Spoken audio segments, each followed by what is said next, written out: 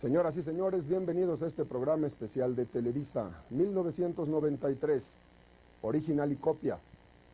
Los hombres y las mujeres del mundo hemos sido testigos y protagonistas en este año que se va de las grandes transformaciones que definen el cambio del mundo en nuestro tiempo.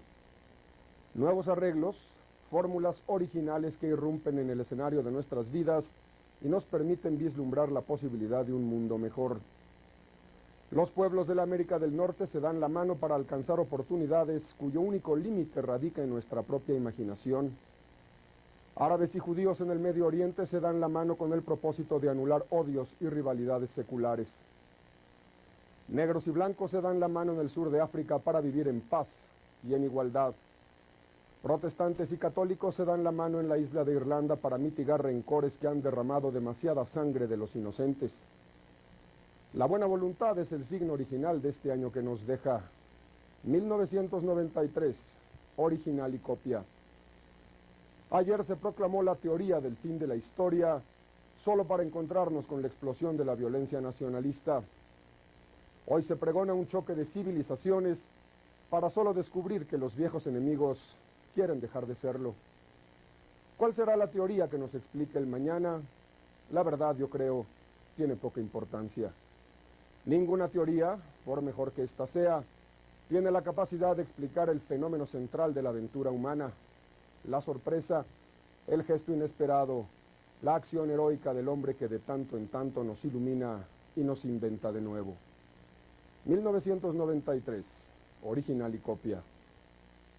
Año de amigos y de miedo. Año de cambios y alegría.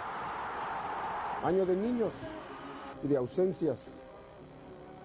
Año de furias y de bellacos. Año de encuentro y de castigo. Año del SIDA y de huracanes. Año de unión y desamor. Año del odio y una esperanza. Esto y más ha sido el año que se va, 1993, original y copia. Año de pillos y ladrones. Días de robar y robar más. Una puerta al futuro y el muro del pasado. Año de un telescopio y un poeta. Año del bailarín y un luchador. Año de una mujer y un dictador. Eso y más en el año que se va. Esta noche le invito a que me acompañe a recordar con la fuerza del corazón los acontecimientos que dieron la forma y la textura a este año que nos deja, 1993, original y copia.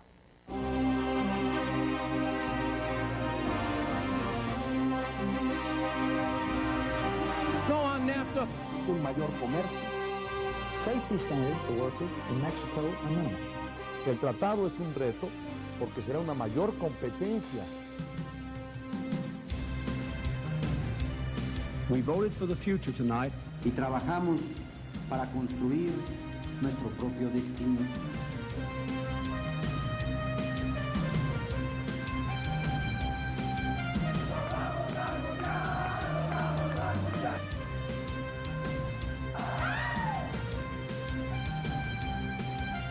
Ríanse, por favor.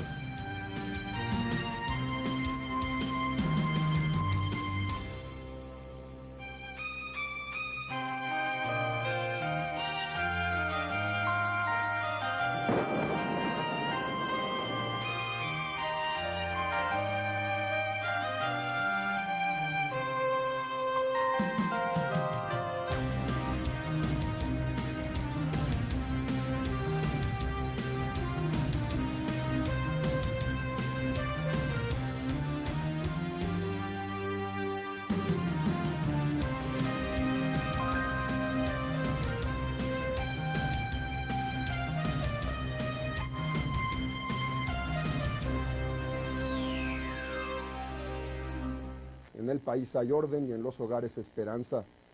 Esto no ha sido consecuencia de la casualidad, sino del esfuerzo y el empeño de todos. Podemos mirar al futuro con serenidad y con confianza. Carlos Salinas de Gortari inicia el 6º año de su gobierno bajo el signo de la palabra cumplida. El presidente goza de una extraordinaria popularidad resultado de la seriedad, la tenacidad y la habilidad que ha demostrado en el manejo de los asuntos públicos. Carlos Salinas de Gortari ha sido un gran reformador. Ha transformado muchas estructuras del país al tiempo que se ha preservado la estabilidad. Se han cambiado muchas columnas sin que el edificio se nos venga encima. 5 años parecerían muy poco tiempo para todo cuanto se ha hecho. Se trazó un programa viable y los resultados están a la vista. Se cumplió una etapa de reformas en materia electoral que amplían el espacio democrático para la sociedad y los partidos. El país logró un reordenamiento financiero sin precedentes. La reforma agraria sienta las bases para sacar a millones de campesinos de su ancestral pobreza. El Estado y las iglesias reanudan relaciones y se legitima en lo jurídico aquello que ocurría en los hechos y al margen de la ley.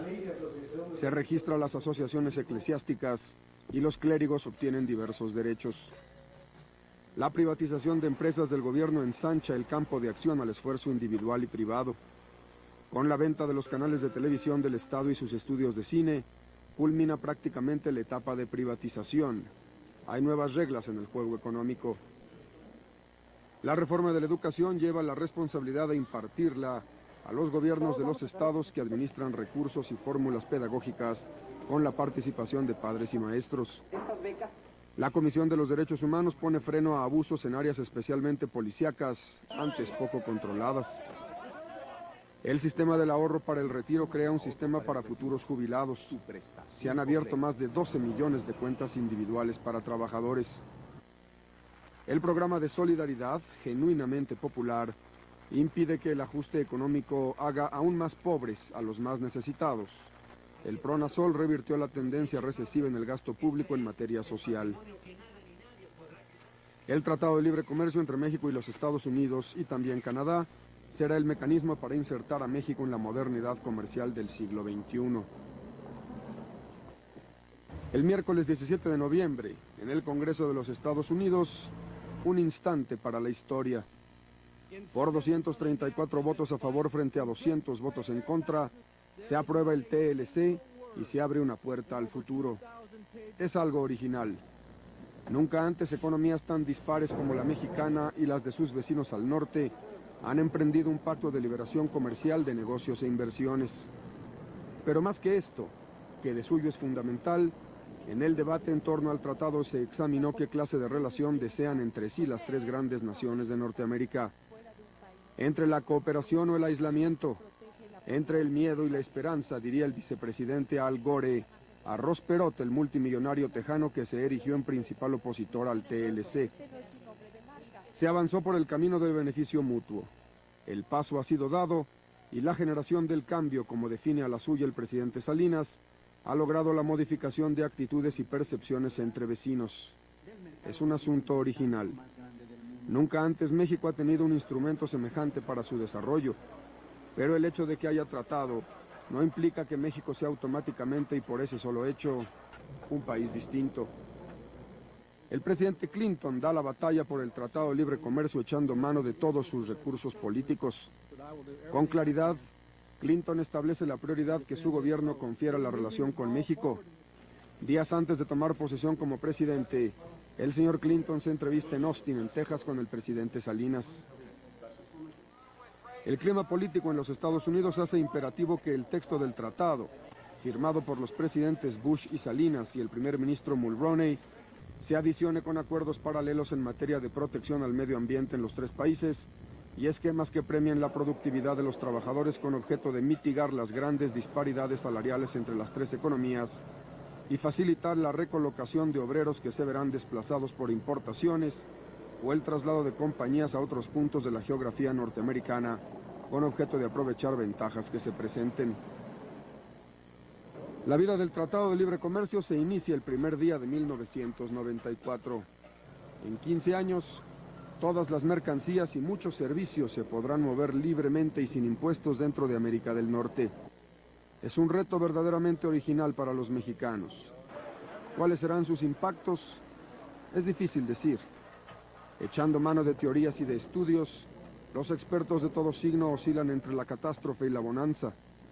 Solamente la realidad y el tiempo darán el veredicto final acerca de esta nueva y original forma de relación entre México, Estados Unidos y el Canadá. El proceso de negociación, discusión y aprobación del tratado provocó incertidumbre durante todo el año en los sectores productivos de México. Muchas decisiones de gasto e inversión se dejaron para el momento en que se conociera el destino del acuerdo. Por ello, la economía mexicana sufrió una aguda desaceleración, o en otras palabras, casi no creció. Las últimas cifras señalan que el Producto Nacional aumentó en apenas 0.5%, muy por debajo de lo previsto, y a una tasa inferior incluso a la del incremento de la población. La situación fue sumamente difícil para los negocios pequeños, para los empresarios novatos y para los más vulnerables a las importaciones que la apertura comercial ha hecho realidad cotidiana. La recesión en los mercados europeos y el magro desempeño económico en los Estados Unidos entorpecieron las ventas mexicanas. Cifras oficiales apuntan hacia un crecimiento del desempleo, caída de las ventas del comercio y algunos casos de quiebra. Ante esto, la política del gobierno se concentró en la lucha contra la inflación. Por primera vez en 25 años, la inflación fue inferior al 10% en un año. En esta nueva economía, el presidente propuso y el Congreso aprobó legislación para dotar de autonomía al Banco de México. En el futuro, el gobierno no podrá disponer de la maquinita de hacer billetes para financiar sus gastos. Tendrá que acudir a los mercados de crédito como hacen los particulares. El mandato del nuevo Banco de México es proteger el poder adquisitivo de la moneda. El gobernador del Banco Central no podrá ser removido libremente por el presidente, sino por el Congreso cuando éste considere que hay causa grave para ello. La independencia del Banco Central será un elemento fundamental para mantener la inflación bajo control. En estas condiciones de estabilidad de precios, a principios del año los mexicanos nos estrenamos una nueva moneda, el nuevo peso, cuyo manejo se ha vuelto costumbre. La noche del 20 de abril dobló a duelo la campana mayor y sopló su mensaje por todo el país. Mario Moreno Reyes había muerto. Cantinflas dejó de hacer reír y por primera vez hizo llorar. A los 81 años de edad nos deja un auténtico original mexicano.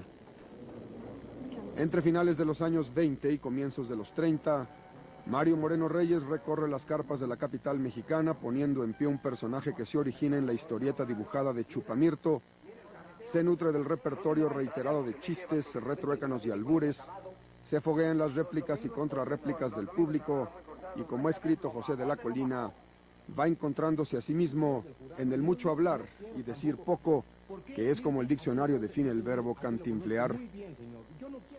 El personaje que así surge es un típico paria urbano, la versión mexicana y al día del Lazarillo de Tormes, esa jocosa y a la vez sombría epopeya del hambre. Medio centenar de películas permiten a Mario Moreno transitar de la pobreza a la gloria. El momento definitivo que consagra al naciente personaje se da en la película Águila o Sol de 1937. Ya no me dirija la palabra, Chejabón. Eso le digo yo a usted. Ya cada quien por su cada lado. Y ojalá y así fuera. Yo no tengo necesidad de andar con usted. En lugar de que me ayude usted, pase usted a molarme, señor. ¿Por qué? Porque cuando usted y yo hicimos la sociedad anónima del hambre que hemos formado, ¿qué dijimos? Desde que uno para el otro. No queme, señor. No queme, pues no atraviese la mano. No atraviese la mano. Desde que ando yo con usted me ha ido más mal de que cuando yo andaba solo. Pues se acabó. Tampoco me falte a gritar. Ni usted tampoco me va a gritar a mí. No, malo. Mira el cabeceo. Y arráncate nomás. Mira el cabeceo y mira. En el rostro moreno y oval, la gran boca que él mismo nombra la trompa, va entrecomillada por laterales intentos de bigotes. La nariz es corta, pero las huele todas. Los ojillos acechan los alrededores para detectar al temible policía o a la deseable muchacha. El cuerpo es moderadamente chaparro, delgado, anguloso, pero súbitamente ondulante, quieto en poses de indolente insolencia o fugitivo en un andar escurridizo y rítmico, y viste desplanchados pantalones derrotados más abajo de la cadera, camiseta de manga larga que conforma el torso como un embutido y sobre la cual se posa en el hombro un indefinible andrajo que el poseedor, dandy de la miseria, glorifica nombrándolo gabardina. Cantinflas pasó pronto a ser no solo una estrella del cine mexicano, sino uno de los dioses del Olimpo nacional. Sus películas, una de las cuales, La Vuelta al Mundo en 80 días, lo pasea en triunfo por todos los países, Sus películas marcan la carrera ascendente del hombre hecho por sí mismo, que se levanta de la barriada expresando a la barriada. Es el pelado que triunfa y viene a más. Los cientos de miles de personas que acuden ante su féretro en el Palacio de las Bellas Artes, o quienes le dan el adiós en la ceremonia de la calle, y los millones que siguieron las imágenes por la televisión, tuvieron un lugar de encuentro alrededor del genio mexicano de la mímica universal.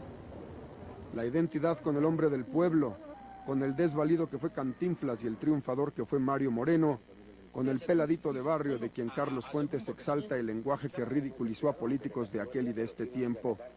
La hermandad, pues, por la revancha de los vencidos, constante que marcó singularmente los libretos de todas las películas de Mario Moreno, Cantinflas.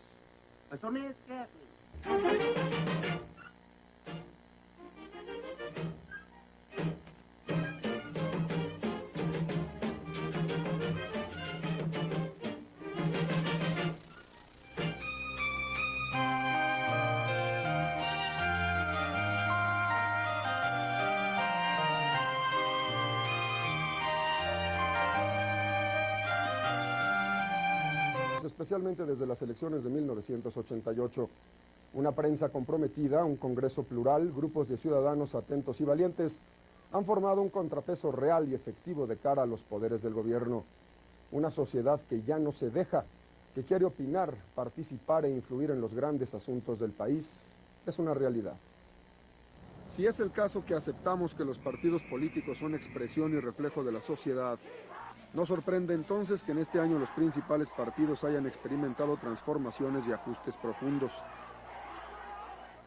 El Partido Revolucionario Institucional celebra en Aguascalientes su asamblea número 16. En ella, el PRI deja de ser formalmente un partido de sectores, el obrero, el campesino y el popular, para convertirse en un partido, dicen sus directivos, de ciudadanos y organizaciones. Un movimiento territorial agrupa a los militantes de base en distintas regiones del país. Las clases medias ilustradas se coagulan en torno al foro de profesionales. Una red ciudadana encausa preocupaciones de las personas como lo son la ecología y la inseguridad. Menos sectores y más ciudadanos es la esencia de la reforma del PRI. Fernando Ortiz Arana se convierte en presidente del partido de gobierno, en sustitución de Genaro Borrego Estrada, quien asume la dirección del Seguro Social. El señor Borrego es un político a quien se han encomendado tareas difíciles. El aumento de cuotas en el Seguro Social ilustra la ruinosa situación económica del instituto, que por primera vez desde que fue creado hace medio siglo, está al borde de la quiebra. Para el politólogo Jaime Sánchez Uzarrey, el Partido Acción Nacional no es ni de lejos el partido mayoritario en el plano nacional, pero es sin duda el más consolidado. La escisión de panistas que formaron el Partido del Foro Democrático y la gestión de Luis Álvarez dejan un balance positivo en cuanto a que el PAN se ha convertido en un partido más homogéneo y experimentado. El PAN gobierna en 3 estados y si a eso agregamos las presidencias municipales que ha conquistado, resulta que el PAN gobierna a 12 millones de mexicanos. Sin embargo, pareciera que existe una barrera al crecimiento del PAN. Jamás ha superado el tope de 20% del voto. El nuevo presidente del Partido Blanco y Azul, el yucateco Carlos Castillo Peraza, afirma que quiere que el PAN represente a los 40 millones de pobres que hay en México. El Partido de la Revolución Democrática sigue atrapado en la contradicción que le dio origen. A casi 4 años de su fundación no ha logrado delinear un perfil de su programa ni ha consolidado su organización. Más que un partido, es un frente de organizaciones en torno al liderazgo de Cuauhtémoc Cárdenas. Según Sánchez Uzarrey, el PRD desde su fundación a la fecha no ha cesado de acumular tropiezos y derrotas. A principios de la primavera, Cuauhtémoc Cárdenas renuncia a la presidencia del PRD y es reemplazado por un interino, el senador Roberto Robles Garnica. En julio, Porfirio Muñoz Ledo se convierte en presidente del PRD, que ahora tiene 2 capitanes, Cárdenas y Muñoz Ledo, que es un político con iniciativa propia y que juega sus propias cartas. Su elección al frente del PRD demuestra la inconformidad que al interior del Partido de la Revolución Democrática se tiene con la línea radical de Cárdenas Solórzano. En 1993 hubo elecciones en Baja California Sur, en Guerrero, en Hidalgo, en Quintana Roo, en San Luis Potosí, en Nayarit, en el Estado de México, en Coahuila y en Yucatán. En los casos de Nayarit y Guerrero se presentaron conflictos postelectorales entre el PRI y el PRD, que no logró en ningún caso revertir los resultados de las elecciones para gobernador. En Yucatán el conflicto se dio entre el PRI y el PAN, que reclamó la presidencia municipal de Mérida. La gobernadora de Yucatán, Dulce María Sauri, anunció su renuncia antes que negociar a favor del PAN el triunfo de su partido. En Mérida, Ana Rosa Payán, candidata a gobernadora, hizo un ayuno en protesta por lo que calificó de irregularidades en medio centenar de casillas. 3 semanas después de las elecciones, el autoproclamado presidente municipal electo de Mérida, Orlando Paredes Lara del PRI, renunció a ocupar el puesto para no dividir más a los yucatecos. Según analistas de la política mexicana, la oposición reacciona de manera automática ante la derrota y la legalidad electoral no resiste demasiado. El argumento recurrente es que la autoridad electoral no es confiable porque es una simple extensión del gobierno que invariablemente trabaja en favor de un partido, el partido de Estado. Por ello, las elecciones en San Luis Potosí celebradas en abril fueron un proceso interesante y original. Se creó un Consejo Estatal Electoral que fue dirigido por un empresario independiente. Surgió un Centro Estatal de Consulta del Padrón Electoral que funcionó de manera también independiente. En una campaña dominada por la sombra y familiares de don Salvador Nava, el triunfo de Horacio Sánchez Unzueta del PRI prácticamente no fue cuestionado. La elección de San Luis Potosí es relativamente simple. Los consejos electorales pueden funcionar perfectamente si se integran en forma equilibrada y son presididos por personas que cuentan con el consenso de la oposición. Esta parecería ser la única forma de contener un reflejo automático de la oposición. Contra el mal de la segunda vuelta, no hay más remedio que dotar de autonomía e independencia a las instituciones electorales. Es así como se entiende la reforma política propuesta por el presidente Salinas de Gortari en la segunda mitad del año. En un periodo extraordinario convocado para este propósito, el Congreso aprobó reformas a 8 artículos de la Constitución y en congruencia a más de 170 artículos del Código Federal de Instituciones y Procedimientos Electorales. Se duplicó el número de senadores y se creó la figura de senadores de primera minoría. Se eliminó la llamada cláusula de gobernabilidad en la Cámara de Diputados en beneficio del partido mayoritario en la representación proporcional. Se evitó que un partido por sí solo pueda reformar la Constitución. También se eliminó el proceso de autocalificación de elecciones de diputados y senadores, asunto que ahora será competencia del Tribunal Federal Electoral. Se otorgó una nueva norma constitucional al Distrito Federal. En 1997, el gobernador de la Ciudad de México será designado por el presidente, quien habrá de escoger de entre 3 personas provenientes del partido que más votos alcance en la Asamblea de Representantes, organismo que adquiere mayor poder de decisión en la capital de la República. Se modificó el artículo 82 de la Constitución con el fin de que los mexicanos por nacimiento, pero con padre o madre extranjeros, puedan ser candidatos a la presidencia a partir de 1999. Las reformas regulan por primera vez en nuestra historia el financiamiento de los partidos. Se establecen topes a los gastos de campaña y se regula el acceso a los medios de comunicación para hacer más equitativa la competencia entre formaciones políticas. Elemento original en las elecciones de agosto del año próximo es la credencial para votar con fotografía del elector. 48 millones de mexicanos habrán obtenido esta especie de gafete cívico que tiene por objeto evitar trampas, trucos y triquiñuelas en el proceso electoral. Garantizar la limpieza en las urnas tiene un precio. Más de $2,000 millones se aplicaron al programa de credencial con fotografía para el voto. Rostro de la noticia en 1993, Luis Donaldo Colosio Murrieta. A los 43 años de edad, el político sonorense se convierte en candidato del PRI a la presidencia de la República. Originario de una familia modesta de Magdalena de Quino en Sonora, Colosio Murrieta se define como heredero de la cultura del esfuerzo. Su propio empeño lo ha llevado a ser diputado, senador, presidente de su partido y secretario de Desarrollo Social. A través del programa de solidaridad ha conocido hasta la última ranchería de la geografía nacional. Formado como economista, Colosio Murrieta es un hombre eficaz y discreto. Su esposa, Diana Laura, es también economista. Producto de su matrimonio, un niño, Luis Donaldo, de 8 años, y una niña, Mariana, de 6 meses. Colosio Murrieta propone avanzar en la reforma social para beneficio de los pobres. Advierte que no necesita ni un solo voto por encima de la ley e invita a candidatos de otros partidos a sostener debates públicos para contrastar posiciones. En la competencia electoral de 1994 estarán entonces el señor Colosio por el PRI, Cuauhtémoc Cárdenas por el PRD, Diego Fernández de Ceballos, ágil polemista, por el PAN, Pablo Emilio Madero por la Unión Nacional Opositora, antes el PDM, Rafael Aguilar por el Frente Cardenista, Cecilia Soto por el Partido del Trabajo, Jorge González Torres por el Partido Verde Ecologista, Marcela Lombardo Otero por el PPS.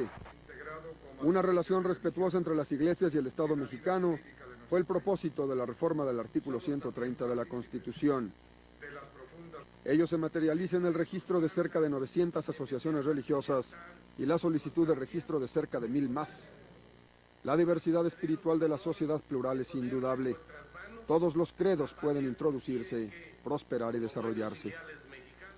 Sin embargo, la historia y el alma de México está determinado por la Iglesia Católica. Por ello, el júbilo en agosto por la visita que realizó a Yucatán su Santidad Juan Pablo II.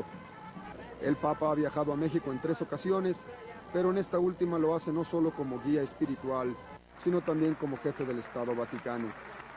Con salvas de cañón fue recibido y despedido su Santidad, quien se inclinó en señal de respeto ante la bandera nacional. En Izamal, el Papa envía un mensaje de aliento a los indios del continente americano que viven en medio de la pobreza, el hambre y la explotación. El Papa critica el sistema económico que no resuelve los problemas de los más necesitados. Han pasado 25 años del 68 en México, fecha que se recuerda por los Juegos Olímpicos y también por los acontecimientos de la Plaza de las Tres Culturas en Tlatelolco. Después de un cuarto de siglo, el 23 de diciembre el ejército mexicano rompe el silencio y rechaza las acusaciones que lo señalan como responsable de la matanza de estudiantes ocurrida la noche del 2 de octubre y en la que oficialmente perdieron la vida 27 personas. El general Antonio Rivielo Bazán, secretario de la Defensa Nacional, afirma que en Tlatelolco no participó el ejército todo, sino solamente la guarnición destacada en la plaza y que participó ahí porque recibió órdenes. En un video inédito transmitido en el noticiero 24 horas, el mando militar asegura que se limitó a repeler la agresión de que fue objeto por francotiradores.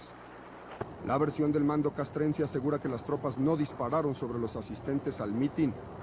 Su fuego se dirigió a los tiradores apostados en pisos altos de los edificios. El general Rivielo propone una investigación seria e imparcial para esclarecer uno de los episodios más importantes en la historia reciente de México.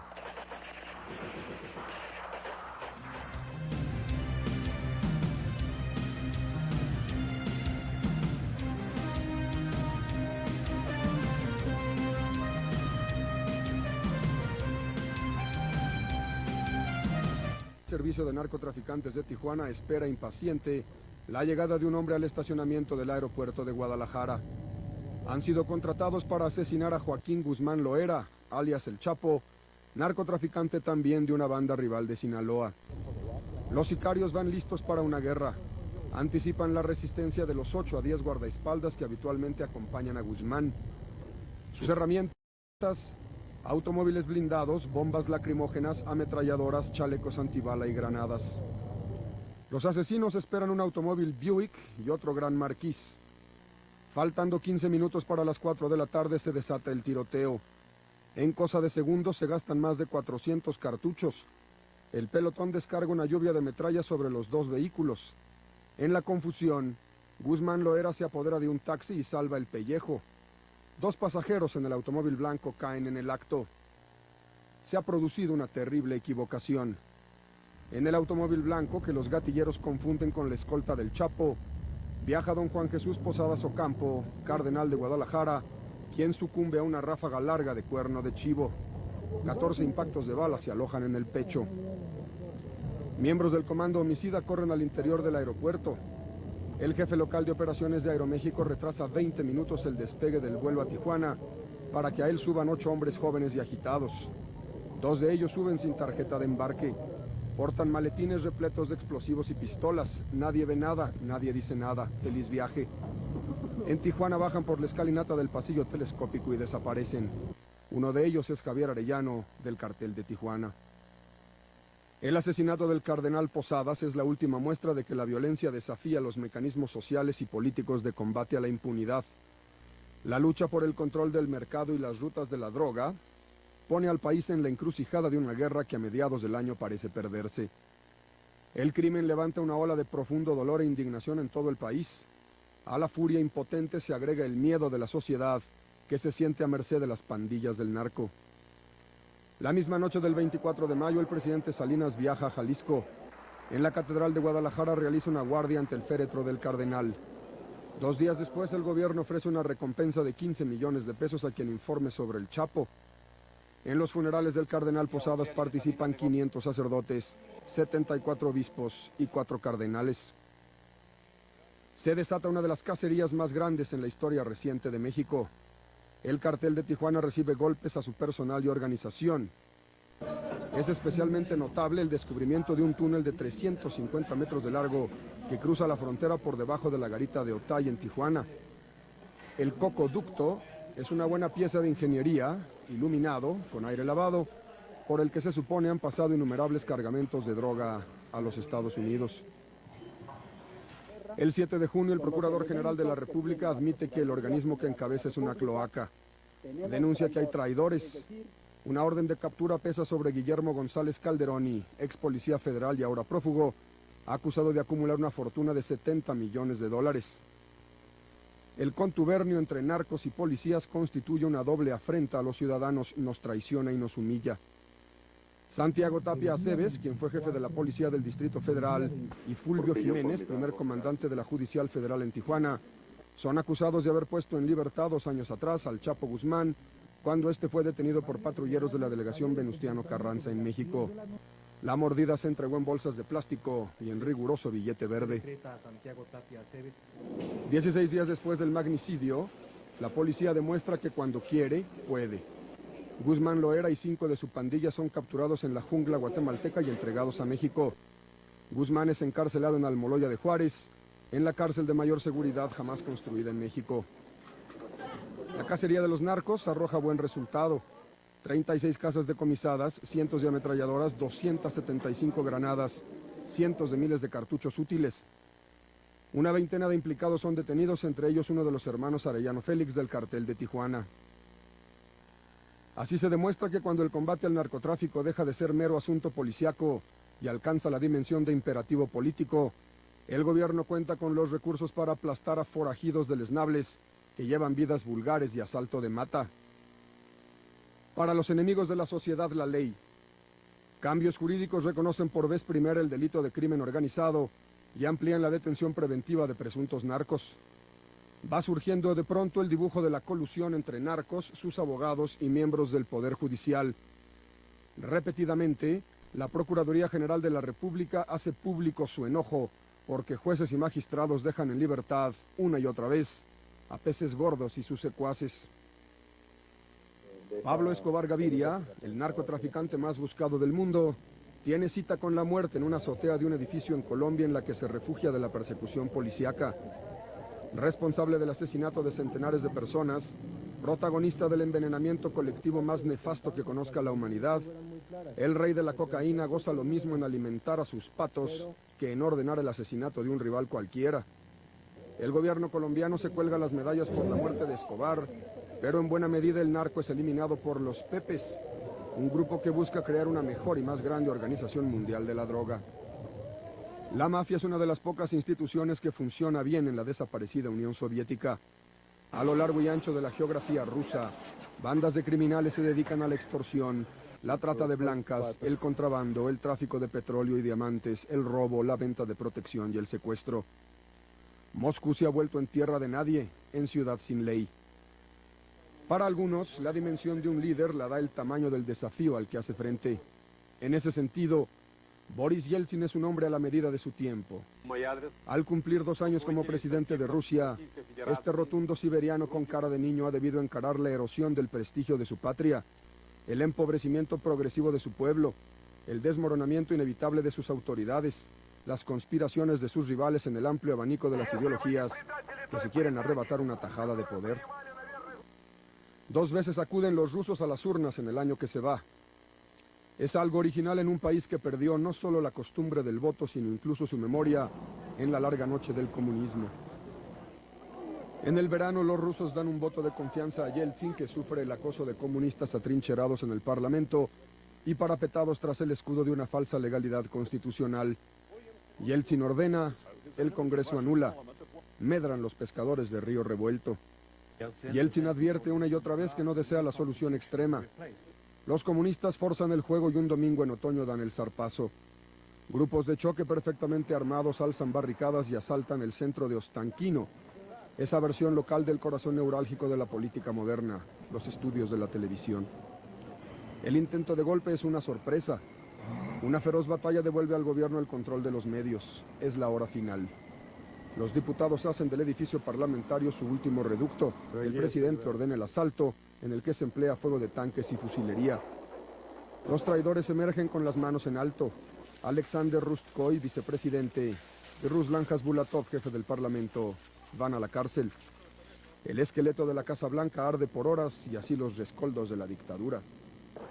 Rostro de la noticia en 1993, Rudolf Nureyev. Una de las más grandes figuras del ballet de todos los tiempos muere en París a los 55 años de edad. Ha perdido la imposible batalla contra el SIDA. Nureyev alcanza la fama en el ballet Kirov, pero huye de Rusia y su opresivo sistema a los 23 años.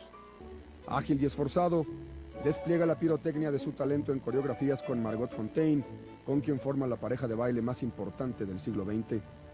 Audaz y disciplinado, Nureyev bailó desde los clásicos hasta la obra de Martha Graham, Paul Taylor y Maurice Béjart. El declive comienza en los 70s, cuando los músculos no responden con la fluidez de antaño. La pésima situación económica en Rusia permite a Vladimir Zhirinovsky capitalizarse en un electorado que tiene miedo del hoy y del mañana. En elecciones parlamentarias a fines del otoño, el partido fascista se alza con 1/4 parte de los escaños y, por tanto, de un gran poder en una nación al borde del caos, pero armada aún con miles de bombas atómicas. El discurso agresivo y racista de Zhirinovsky no es en modo alguno original. Es copia fiel del mensaje excluyente y amenazador que el mundo conoció en la Alemania nazi. Una generación ha dado el veredicto sobre sí misma. Escuchan con indiferencia los lamentos de los moribundos. Son bárbaros que se matan entre ellos. Las palabras pertenecen a un poema que Czeslaw Milosz escribió sobre Sarajevo, nombre de la ciudad inmolada en el altar del nacionalismo, la revancha y la religión. Merezco la pena de muerte. Las palabras son de Borislav Herak, sentenciado por un tribunal de crímenes en Sarajevo. Herak, de apenas 23 años, serbio, asesinó a 35 musulmanes, 12 de ellas mujeres, a las que antes violó. El gobierno de Slobodan Milošević continuó en 1993 la copia fiel de su política genocida de limpieza étnica en lo que fue Yugoslavia. Antes fue el sitio de Vukovar, que dejó decenas de miles de muertos. Este año el horror se llama Sarajevo, la capital de Bosnia-Herzegovina. Los poderosos del mundo hacen nada por detener la masacre y por omisión se vuelven cómplices. Los serbios superan a los musulmanes de Bosnia en número, armas y brutalidad. Hay campos de concentración. Estremecen los testimonios de madres y de hijas violadas por serbios en forma tumultuaria y repetida durante meses. Los musulmanes responden con la misma moneda, pero no es lo mismo. No es aceptable igualar a la víctima con su verdugo. El sitio de Sarajevo ha dejado alrededor de 50.000 muertos. Una fuerza de paz de Naciones Unidas es inútil. Negociaciones para el alto al fuego se suceden en vanos esfuerzos y la matanza continúa. Un sobreviviente relata: estoy vivo, y es importante decirlo. Muchos no están vivos. Serbio, croata o musulmán, qué tontería. Aceptaría llamarme como sea con tal de poder dormir tranquilo en las noches, tener un plato de comida, un vaso con agua y libertad de movimiento. La guerra en los Balcanes ha reducido la vida humana a su mínima expresión. El sobreviviente narra: apenas comemos. Desde que estalló la guerra, hace año y medio, no he visto siquiera una papa, un jitomate, una lechuga, un pepino, un pimiento, una zanahoria, un chícharo. No he visto un pedazo de carne o de vino, jugo, agua mineral. No he visto una fresa o uvas o un durazno. Cada vez que bebo el agua contaminada me estremezco de la cabeza a los pies. En Sarajevo no queda un solo árbol. Fueron derribados para hacer leña y superar el invierno helado. La guerra en los Balcanes ha provocado la muerte a 500.000 de personas y desplazado en calidad de refugiados a 1 millón de familias. Sarajevo en 1993. Los serbios se proponen expulsar a los musulmanes de Bosnia a sangre y a fuego para expandir su territorio con una población racialmente homogénea. Un soldado serbio advirtió: los musulmanes tienen 2 opciones, ser transportados como ganado o ser sacrificados como borregos.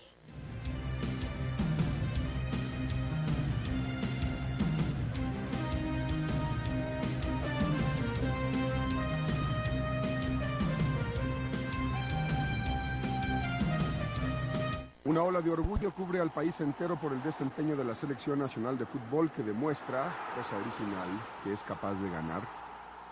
Tras las humillaciones de los Juegos Olímpicos, el equipo de fútbol rescata la dignidad del deporte en México.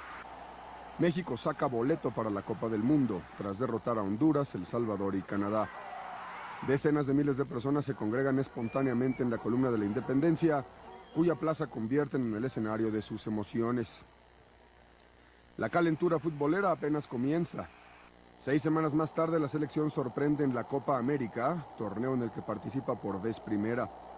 Argentina, Colombia, Ecuador, Perú y Bolivia conocen la nueva manera mexicana de jugar al fútbol.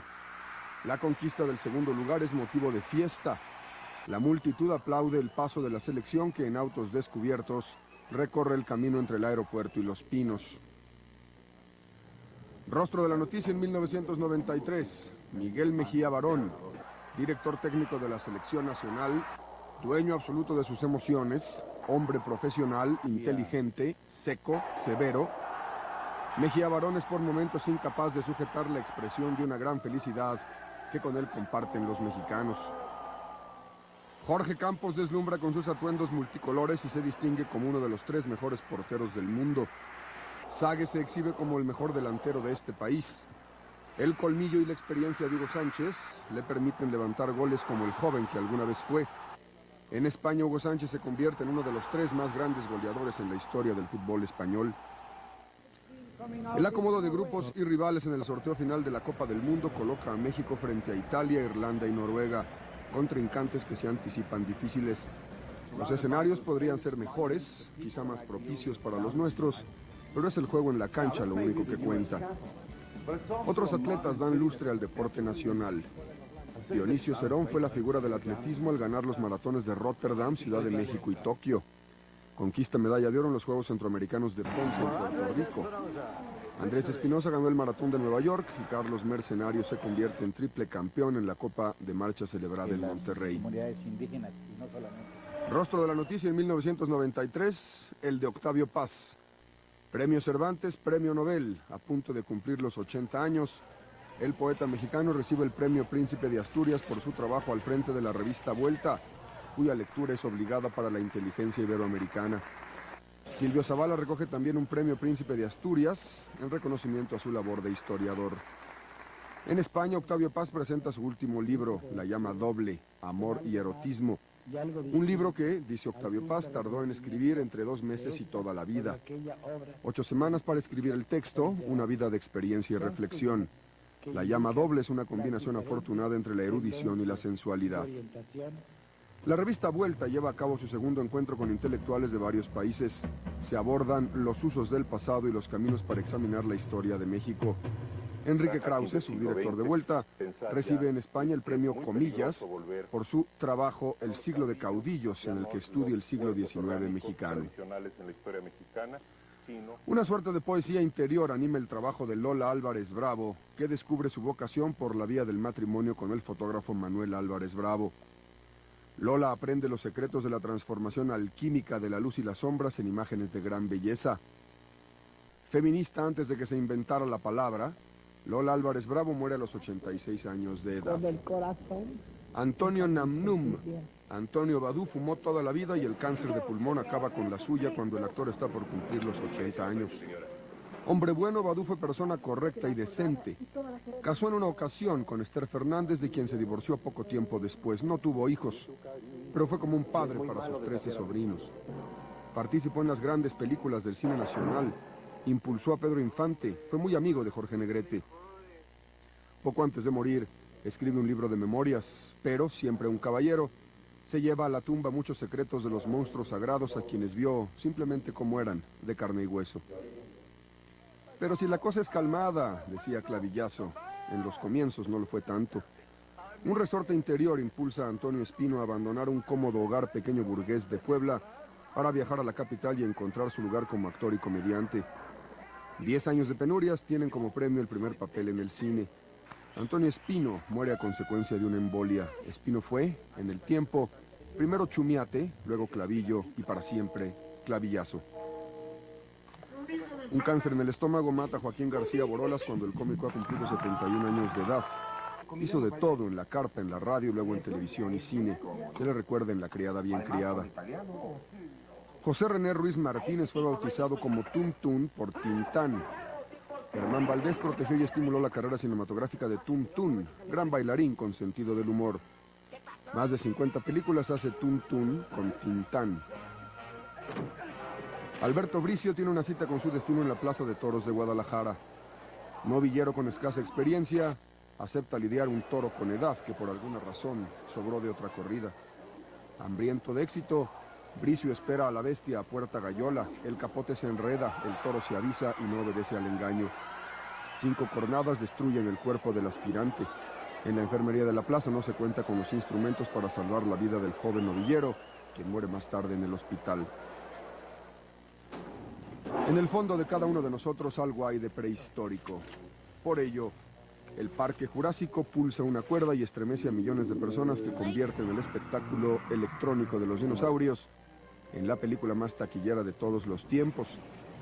La globalización del entretenimiento hace posible que en solo 4 meses la cinta de Steven Spielberg meta en taquilla $700 millones y 100 millones más en el bolsillo del director, un despliegue visual apabullante y de gran calidad.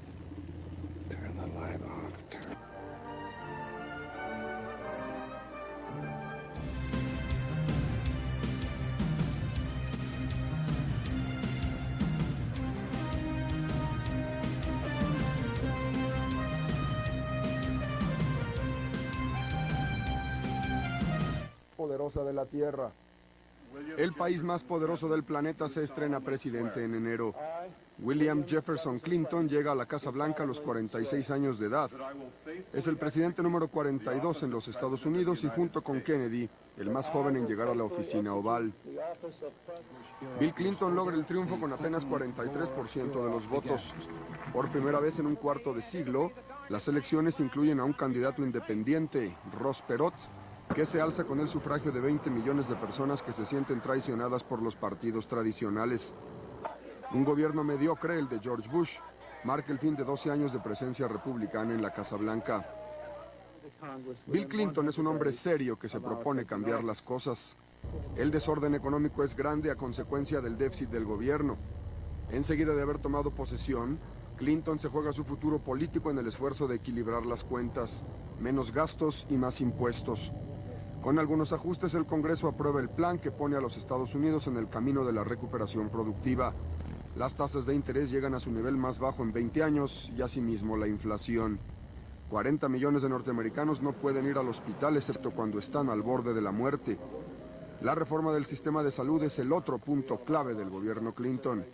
Está la importancia que el presidente confiere a este asunto, que lo encarga su esposa, Hillary Rodham Clinton, rostro de la noticia en 1993. Como abogada brilló con luz propia. Siempre ha ganado más dinero que su esposo, y algunos dicen que es más inteligente que el presidente. Feminista en los hechos, Hillary Clinton dice: no me voy a quedar en casa a hacer galletas. Los problemas económicos de los últimos años han golpeado severamente al estado de California, donde sube el desempleo y la promesa del futuro se aleja con el horizonte. Como se ha visto una y otra vez a lo largo de la historia, cuando las cosas van mal, la víctima propicia es el extranjero, el inmigrante, legal o no. Va adquiriendo forma y fuerza un movimiento con tintes de racismo que pretende cerrar las puertas de los Estados Unidos a los inmigrantes. El gobernador de California sugiere eliminar beneficios hospitalarios y educativos a los hijos de ilegales y llega incluso a proponer que los hijos de ilegales nacidos en Estados Unidos no tengan la ciudadanía. El gobierno de México responde al insolente Pete Wilson que los beneficios de la mano de obra mexicana en California superan a sus costos. En Texas, la policía de frontera cierra durante días algunos cruces entre Ciudad Juárez y El Paso en una llamada Operación Bloqueo. César Chávez dedicó su vida a defender al trabajador del campo en los Estados Unidos, especialmente al inmigrante, al ilegal. A los 66 años de edad, la muerte sorprende al más conocido de los líderes chicanos. Originario de Yuma, en Arizona, César Chávez puso en el mapa político de su país al movimiento.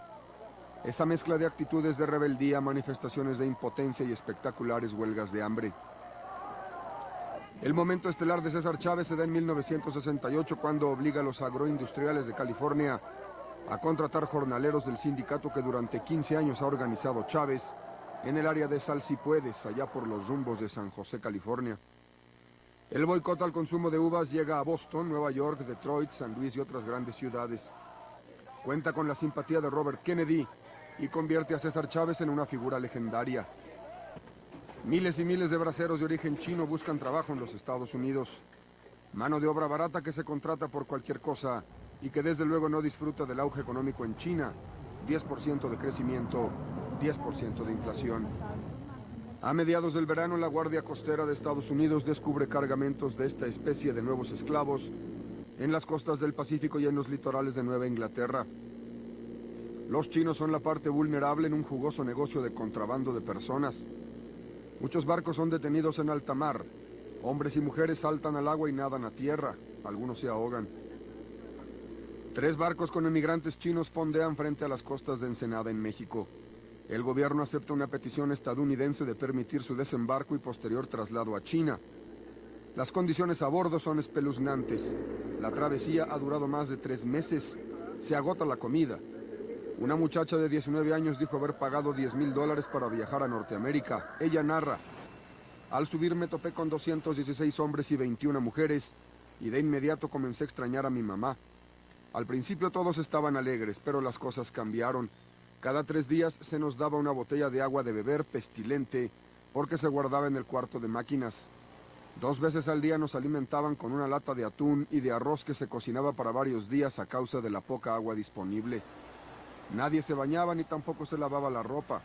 La falta de sanitarios y todo servicio fueron aumentando la pestilencia al grado de hacerla insoportable. El viaje fue intolerable. Descompuesta la máquina, el barco navegó a la deriva durante 28 días hasta que fue interceptado por los guardacostas. 1993 fue el año de los balseros. Miles de hombres y mujeres en Cuba arriesgan la vida en alta mar para escapar a la tiranía de Fidel Castro. Una cámara de llanta, una maltrecha balsa, y a la buena de Dios se lanzan a las corrientes del Atlántico con la esperanza de llegar a Florida. Muchos no lo logran. Algunos son llevados por las corrientes hacia el sur, hacia Quintana Roo y Yucatán. En el verano, un grupo de balseros toca tierra mexicana. Un procedimiento de rutina los devuelve a Cuba, a pesar de ruegos y lamentos de los desesperados. Las imágenes se conocen en Miami, cuya comunidad cubana se levanta indignada y reacciona de fea manera contra México y sus autoridades. Días más tarde, en La Habana se les brinda asilo, viajan a México y a bordo de un avión rentado por Televisa alcanzan los Estados Unidos en calidad de refugiados políticos. Muchos cubanos creen haber descubierto una nueva vía a la libertad. Cientos de ellos ocupan la Embajada de México en la República Dominicana y pretenden utilizarla como trampolín al sur de Florida. No lo logran. La situación en Cuba se deteriora a paso veloz. Incapaz de vender el azúcar que produce en cantidades cada vez menores, el gobierno de Castro se queda sin dinero. La forma elegante de llamar al desastre es el periodo especial, que se prolonga por 4º año. Una tormenta de primavera arrasa los cañaverales, complicando las cosas. En Cuba falta todo y no hay con qué comprarlo, a menos que se tengan dólares. Las diplotiendas están bien surtidas. Por primera ocasión se legaliza la posesión y uso de dólares que antes se movían en un vasto mercado negro tolerado. Se permite asimismo alguna actividad privada y se invita a empresarios extranjeros a construir hoteles. El comunismo caribeño de Castro se encuentra en un callejón sin salida. Los cubanos descubren que no hay límite para sus amarguras. Una esperanza que se frustra en esa ruina triste que es la Cuba de Castro. Los haitianos no pierden la democracia porque nunca la han tenido. A 2 años de un golpe de Estado que derrocó a Jean Bertrand Aristide, electo en un proceso aparentemente limpio, La dictadura militar que encabeza el general Raúl Cedrá se acomoda firmemente en la silla del mando. Un acuerdo para el retorno de Aristides desconocido a último minuto por los generales, que no se toman en serio las amenazas de Estados Unidos. Las sanciones económicas para presionar a Cedrás no hacen sino dañar al pueblo, el más pobre, hambriento y enfermo del continente americano. La gasolina se esconde, y así los alimentos, pero un pueblo acostumbrado a vivir con mendrugos logra sobrellevar la situación. Hace un año el hambre de millones en Somalia hizo imperativo una misión humanitaria para llevar comida a un pueblo maltratado por la guerra civil y una implacable sequía. El objetivo se cumplió, salvó a Somalia de morir de hambre. Al cabo de los meses, las tropas norteamericanas y la Fuerza de Paz de Naciones Unidas se convierten en una especie de estructura de ocupación que pronto se enreda en la maraña de poder entre grupos y clanes rivales. Pistoleros al mando de Mohamed Farah Aidid emboscan a cascos azules de Pakistán dando muerte a varios. En represalia, los soldados de Naciones Unidas abren fuego y matan a una veintena de civiles. Guerreros somalíes derriban un helicóptero norteamericano causando la muerte a 18 soldados. Para Bill Clinton, ha sonado la campana del repliegue. A fines de abril del año próximo no quedará en Somalia un solo soldado extranjero. La fuerza multinacional logró salvar a Somalia del hambre, pero no de sus propias intrigas que estallarán de nuevo en otra guerra civil. El hombre blanco llegó al sur de África hace más de 300 años y desde el primer día impuso al hombre negro el doble yugo de la esclavitud y la discriminación. El 27 de abril de 1994 será una fecha trascendental para la historia de Sudáfrica. Ese día se realizarán las primeras elecciones multirraciales, blancos, negros y mixtos, que generalmente son de origen indio. El acuerdo es alcanzado en agosto por Nelson Mandela, el líder negro, y Frederick de Klerk, el inteligente líder blanco que entiende que el fin de la Guerra Fría impone cambios a su país. Hasta hace poco las grandes potencias ven con disimulo el apartheid, a cambio de que Sudáfrica contenga el avance del comunismo, especialmente en Angola. Pero el esquema se agota y suena la hora de los negros. El Partido para la Liberación Inkatha pretende un territorio especial para la tribu de 6 millones de zulúes. El Partido Conservador Afrikaner, integrado por extremistas blancos, recurre al asesinato de políticos negros en su afán de lograr zonas de exclusividad dentro de la Federación Sudafricana. El establecimiento de un Congreso plural y una nueva Constitución podrían ser el camino de una nueva convivencia que haría de modelo en otras regiones enfrascadas en conflictos similares.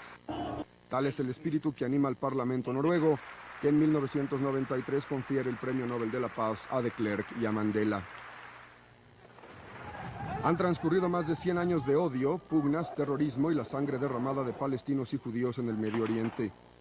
Un apretón de manos en el jardín de la Casa Blanca no es suficiente para poner fin al conflicto ancestral, pero es un comienzo del acomodo que buscan Isaac Rabin y Yasser Arafat, rostros de la noticia en 1993. En el papel, el acuerdo Gaza-Jericó parece modesto. Autonomía parcial para los 700.000 palestinos que viven en esa ciudad perdida y miserable a orillas del Mediterráneo y que se llama Gaza.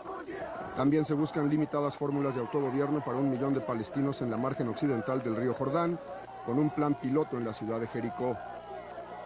Paradójicamente, el acuerdo en el Medio Oriente deriva de la fuerza de Israel y de la debilidad de Arafat. El líder palestino, al favorecer a Saddam Hussein en la Guerra del Golfo, quedó muy mal parado con sus hermanos árabes. La alternativa de negociar con fundamentalistas islámicos impone a Israel la necesidad de pactar con Arafat. Pero en el Medio Oriente lo que se ve no siempre es lo que es. A poco de firmarse el acuerdo de reconocimiento mutuo, comienzan los regateos y las contrademandas. Discusiones en Oslo y en Versalles no definen a la policía palestina o el control de fronteras en la entidad árabe. El terrorismo fundamentalista islámico da uno de los más espectaculares golpes al colocar una camioneta cargada con explosivos en los bajos del Centro Mundial de Comercio de Nueva York, la mancuerna de edificios más altos del mundo. 5 muertos, 1000 heridos. De entre la humadera y los escombros va surgiendo el perfil de un operativo planeado durante meses, con tecnología, personal, contactos, organización, recursos y convicción. La policía del FBI arma el rompecabezas y señala a un clérigo egipcio, fanático y ciego, que vive en Manhattan como el autor intelectual. Omar Abdel Rahman acaba en prisión. El conflicto religioso en la India, que coloca a hindúes contra musulmanes, alcanza sangrienta expresión a principios del año en Bombay. Un viernes de marzo, 13 bombas estallan en el corazón financiero de la India, cegando la vida de 600 personas y dejando seriamente heridas a 1000 más. Los explosivos estallan en perfecta secuencia a lo largo de 90 minutos. El gobierno indio insinúa que el plan fue fraguado con el apoyo de Pakistán, con quien la India siempre ha mantenido relaciones ásperas. El 28 de febrero, un grupo de policías federales y sheriffes pretenden entrar al rancho Apocalipsis, ubicado a las afueras de Waco, en Texas. Buscan armas y explosivos que durante meses ha ido acumulando un autoproclamado mesías llamado David Koresh. Los federales encuentran una lluvia de balas, 4 mueren y 16 quedan heridos. Los habitantes del rancho se atrincheran durante 51 días y rehúsan una y otra vez la orden de salir y entregarse. David Koresh conoce la Biblia de memoria y mediante la fuerza de su carisma y un mensaje de redención a solitarios y desorientados, funda una secta que denomina la rama de los Davidianos. Tras 7 semanas de sitio, el FBI no espera. Penetra con tanques al interior del complejo y dispara por tierra y por aire. Las estructuras de madera se incendian. Todo indica que los davidianos les han pegado fuego en un acto de inmolación que deja 87 muertos, entre ellos una veintena de niños. Muchos ven la mano de Dios en catástrofes asociadas a los elementos. Actos de la naturaleza fueron también noticia en 1993. Casi a principios de la primavera, una tormenta azota con violencia salvaje buena parte del territorio de Norteamérica. De Florida a Nueva Inglaterra, grandes oleajes hunden embarcaciones y los vientos depositan metros de nieve sobre las ciudades y las carreteras. Más de 200 personas pierden la vida en lo que se llama la tormenta del siglo. Un coletazo del meteoro se asesta con fuerza en el noroeste de México. En la zona de Tijuana llueve a lo largo de 13 días. El diluvio provoca destrucción en cerros, cauces y cañadas. Es la peor tragedia para Baja California y su ciudad más poblada. 38 muertos, 10,000 desplazados de sus hogares, 92 desaparecidos, puentes y carreteras que no resisten el torrente. La potencia de la naturaleza en complicidad con la negligencia de una burocracia que permite el asentamiento de personas en lugares peligrosos. A mediados del verano, huracanes en las costas del oriente y el occidente de México producen inundaciones en 24 estados. Para miles de campesinos, todo se pierde en los surcos del fango. El padre de todos los ríos, el poderoso Mississippi, se crece 15 metros por encima de su nivel común, luego de lo que en Estados Unidos llaman una tormenta monstruo. 44,000 kilómetros cuadrados bajo las aguas, 8,000 millones de dólares en daños, 26 muertos. Es quizá la más grande inundación en la historia de la Unión Americana. Un barco noruego, vetusto y averiado, atraca en Lázaro Cárdenas, en Michoacán, para descargar 5 millones de litros de ácido sulfúrico. El casco se pica, el agua penetra, la nave se hunde. El capitán ordena que la tripulación abandone el barco muerto, que al día siguiente es arrastrado a 13 millas de la costa para ser hundido. Comienza el mal tiempo. Las corrientes arrastran al Betula, que así se llama el navío noruego, que encalla como ballena difunta y siniestra frente a Rancho Viejo en Michoacán. El oleaje dificulta la labor de rescate de la carga venenosa, que en buena medida se vierte en las aguas, ocasionando daños ecológicos que aún no se miden. Dicen que los médicos entierran a sus errores, que los empresarios los deducen y los astrónomos, bueno, si los astrónomos son de la NASA, mandan a un equipo de mecánicos a reparar un telescopio que por cosas de la gravedad y la falta de previsión ha quedado medio tuerto en las órbitas espaciales. El telescopio Hubble se había convertido en símbolo de los problemas del programa espacial. Lanzado hace 3 años, el juego óptico de $1,500 millones simplemente no afoca. A fines del año, un grupo de astronautas repara el mecanismo, cambia las computadoras, los espejos y las baterías del artefacto y asunto arreglado. Todo a 350 kilómetros sobre la superficie de la Tierra. La ciudad de Sydney gana la oportunidad de organizar los últimos Juegos Olímpicos del siglo XX. Se quedan con las ganas Beijing, Manchester, Berlín y Estambul.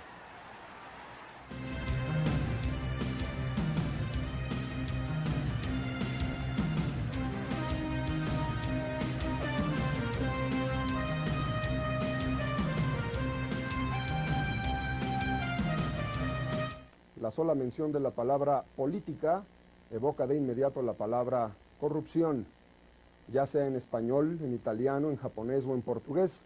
La palabra político no se refiere más que a un grupo de ladrones y de rateros. El escándalo de corrupción en Italia tiene más nudos que un plato de espagueti.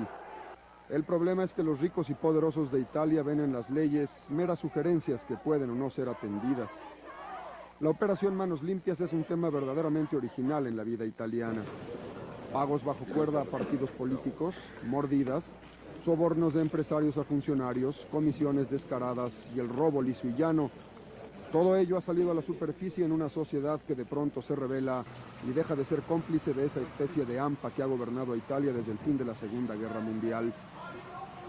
1.400 detenidos, 260 parlamentarios sujetos a investigación, 1.500 empresarios bajo proceso, 6 ministros dimitidos, así como los jefes de 3 partidos políticos.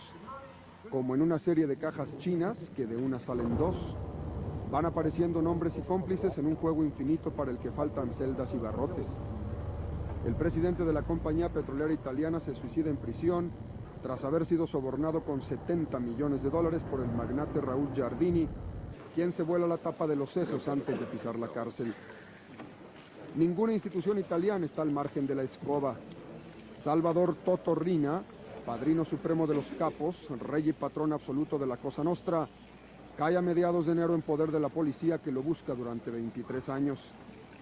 Algo dice el mafioso a los carabineros.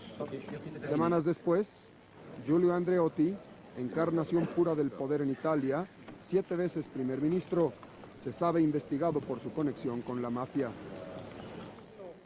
El Partido Liberal Demócrata ha gobernado en Japón desde 1955, pero su monopolio político de 38 años se vuelve astillas bajo el peso de su propia corrupción.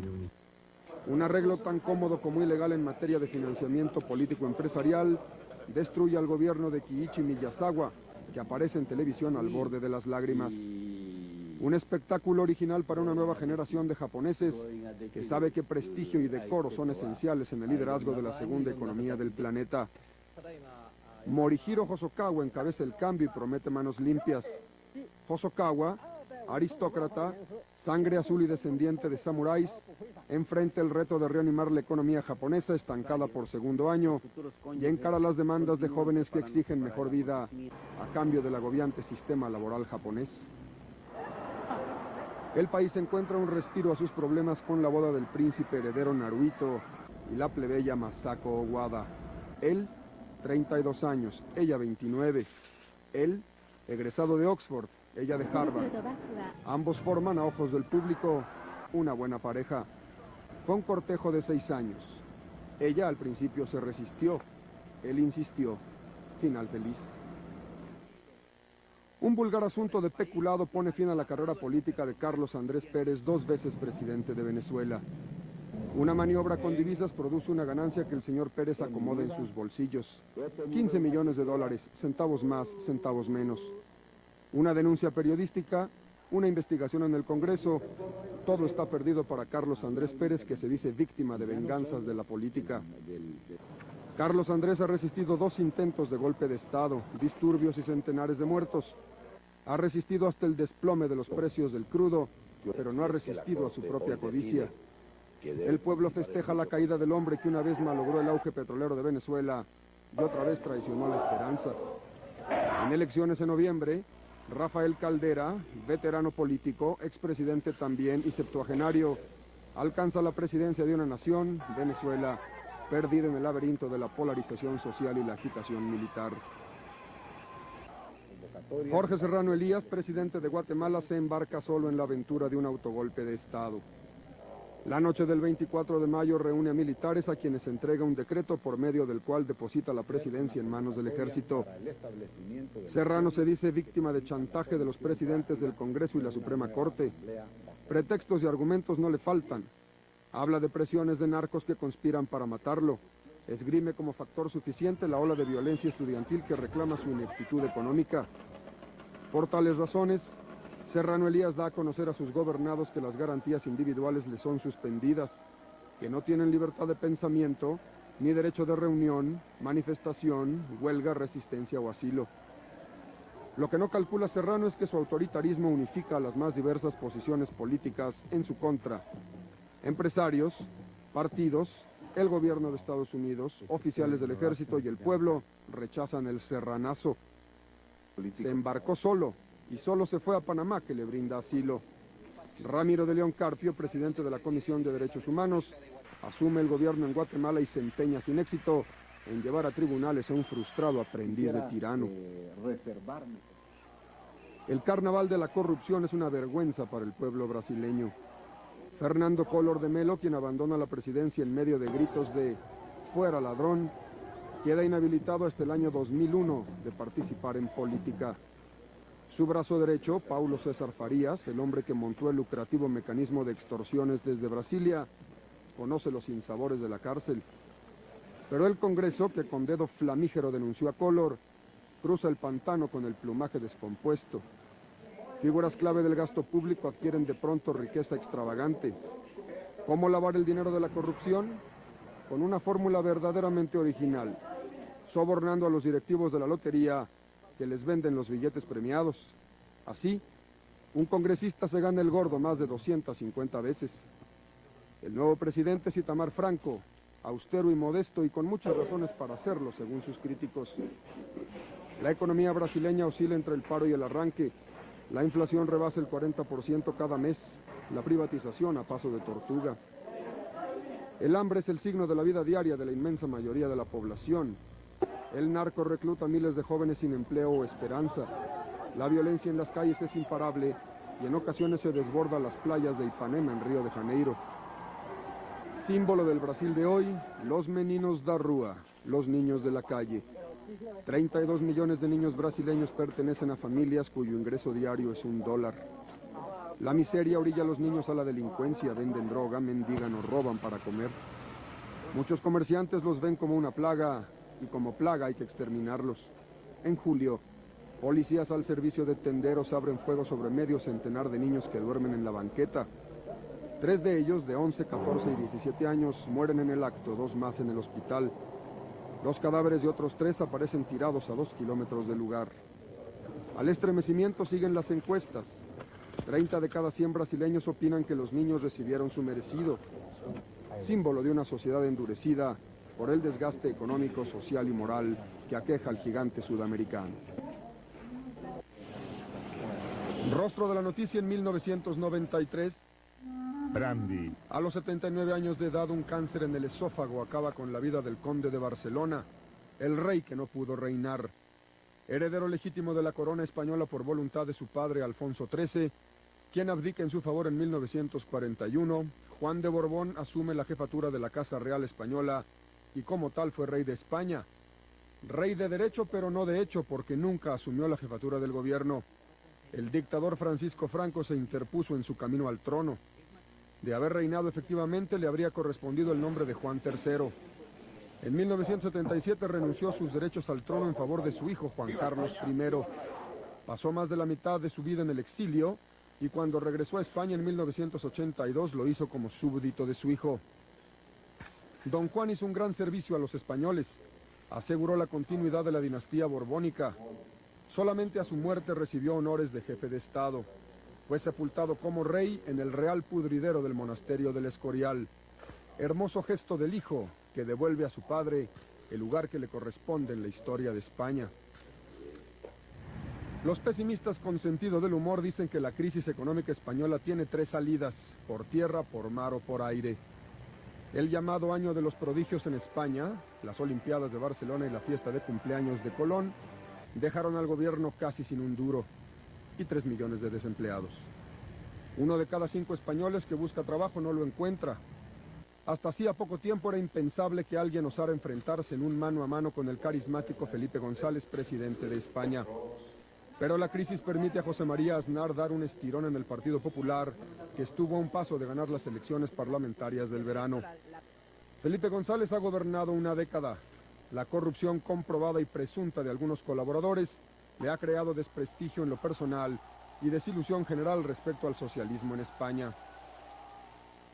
El sol se pone en los dominios del socialismo francés que manda en Francia los últimos 12 años. Un cáncer de próstata mina el vigor del presidente François Mitterrand y la recesión económica destruye el prestigio de los socialistas que son barridos del Parlamento en la primavera. Edouard Balladur, hombre de derechas y tecnócrata, se convierte en primer ministro y junto con Mitterrand encabeza esa peculiar forma de acomodo en el gobierno a la francesa que ahí se llama cohabitación. François Mitterrand entra en el ocaso de su vida física y pública. La autoridad política se le escapa entre los dedos, lo mismo que la salud. La era Mitterrand muere de vieja y de tristeza cuando el patriarca cumple 76 años. La historia me será generosa, declara, quizá con razón, el hombre que supo reconciliar en Francia las tesis socialistas con la economía de libre mercado. Éxito en América Latina. En el Perú, Alberto Fujimori remonta el desprestigio del autogolpe de Estado con los buenos resultados en su doble batalla contra el terrorismo y la inflación. Dominados el terrorista Abimael Guzmán y el índice de precios, la popularidad de Fujimori sube como la espuma. Su proyecto de constitución es aprobado, pena de muerte a terroristas y reelección en el cargo. Carlos Saúl Menem maneja la política en Argentina y de lo económico se entiende el ministro Cavallo. Uno va ligado con el otro, la economía crece, la inflación desciende, Menem disfruta de tan afortunado binomio. Tal es así que logra imponer el estatuto que le permitirá, andando el tiempo, la reelección en la Casa Rosada de Buenos Aires. Rostro de la noticia en 1993, Federico Fellini. A los 73 años de edad baja el telón en la vida y la obra de un hombre que creó su propio mundo mediante las lentes del cinematógrafo. A lo largo de 23 películas, las imágenes se desbordan en esa especie de cornucopia que fue la imaginación de Fellini. Circo de pistas múltiples, como describe Félix Cortés Camarillo, Fellini el malabarista, Federico el acróbata, Fellini el domador de fieras, Federico el hombre bala, Fellini el trapecista, Federico el oso amaestrado, Fellini el payaso. En películas como La Strada, Noches de Caviria, Julieta de los Espíritus y Ginger y Fred, Fellini hace el retrato de mujeres fuertes y hombres débiles, y hace de Giulietta Massina su esposa y estrella. Federico el ilusionista, que es la manera decente de llamarle a los mentirosos, que es la forma irreverente de llamar a los artistas verdaderos, los que transforman una realidad pedestre en una mentira cierta que genera belleza. El matrimonio para cuidar de ella cuando peine canas. La venganza sale del horno y los anafres envuelta en perfume de especias y guisos de maravillosa suculencia. Como agua para chocolate, la película inspirada en el libro del mismo nombre de Laura Esquivel constituye un fenómeno original en el cine mexicano contemporáneo. Es al mismo tiempo un éxito editorial, una buena película y un triunfo comercial. Dirigida por Alfonso Arau y con la luminosa presencia de Lumi Cavazos, Como agua para chocolate se convierte en la película extranjera más taquillera en la historia de los Estados Unidos. Una presunta corrupción de menores pone en jaque la libertad y la carrera del cantante más popular del mundo. A los 35 años de edad, Michael Jackson navega en un limbo peligroso entre la infancia y la adolescencia. Se rodea de niños y en su casa monta un parque de juegos mecánicos. A fines del verano, la policía de Los Ángeles investiga la queja de un niño de 13 años que dice haber sido manoseado por el cantante. Sus abogados dicen chantaje. Michael Jackson hace bailar a 500,000 de mexicanos en 5 conciertos en el Estadio Azteca. El escándalo domina la gira mundial del cantante, que sucumbe a la servidumbre de los tranquilizantes. En su corazón se juzga inocente y a fines del año regresa a California a defender su honor y su prestigio.